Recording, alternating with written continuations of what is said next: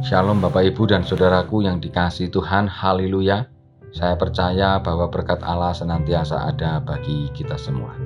Saudaraku, firman Tuhan pada pagi hari ini terambil dari Ester 2 ayat yang keempat demikian. Dan gadis yang terbaik pada pemandangan raja, baiklah dia menjadi ratu ganti wasti.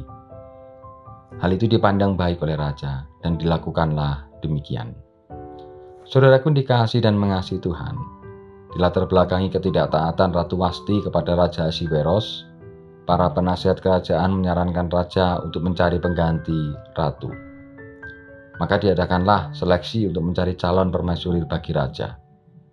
Mendengar hal itu, maka Mordekai, anak dari saudara ayah Ester, akhirnya mencalonkan Ester yang asalnya bernama Hadasa untuk mengikuti seleksi.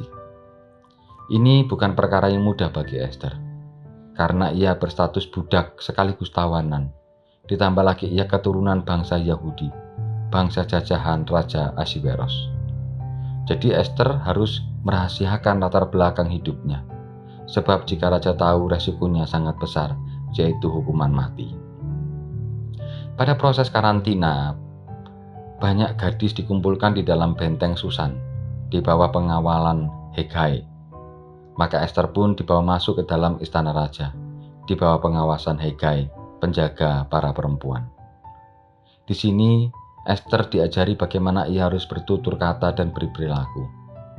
Secara pemikiran manusia, Ester tidak punya harapan dan masa depan. Karena apa? Karena ia yatim piatu. Tetapi bagi Tuhan tidak ada perkara yang mustahil.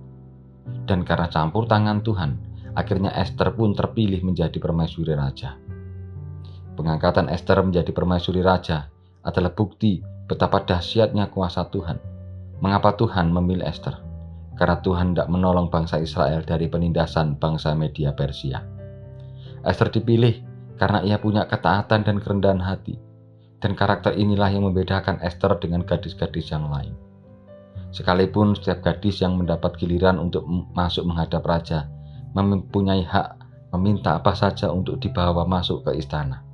Tetapi Ester tidak menggunakan senjata aji mumpung, tidak.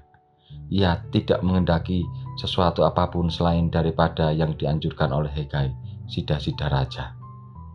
Nah saudaraku, ketaatan Ester akhirnya membuahkan hasil yang luar biasa.